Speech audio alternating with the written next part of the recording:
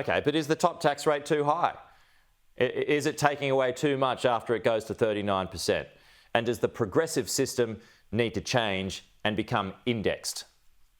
I'm not going to announce specifics of tax policy here as a backbencher on morning TV to your listeners. I think they're having their cereal. They'd rather hear other things. But we all know that we skew towards income tax too much. We charge far more in income tax in this country compared to other countries. So bring it down and index it.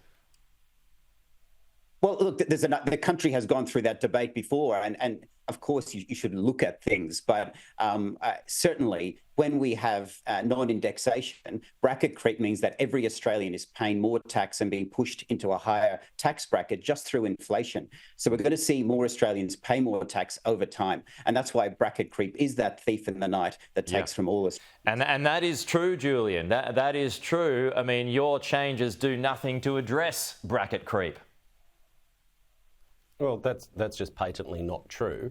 I'd make 2 points. The first point is that Labor, if you look at, this is an inconvenient fact, if you look at the statistics, the percentage of tax to GDP ratio over the last few decades, Labor is a lower taxing party of government. The two highest taxing parties in modern times were number 1, John Howard, number 2, Scott Morrison. I mean, that's just a fact. And so we're focused on getting our tax cuts through the parliament to return more of what people earn to their pockets. Okay.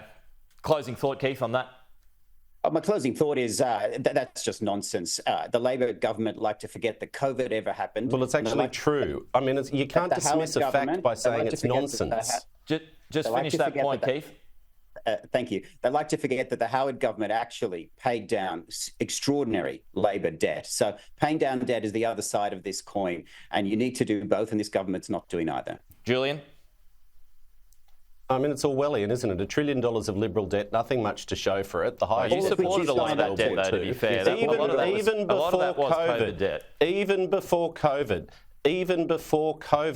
the former Liberal government doubled Australia's debt. They were the highest taxing government in modern Australian history, second only to John Howard. I mean, these are facts. We can't just wish them away. All right.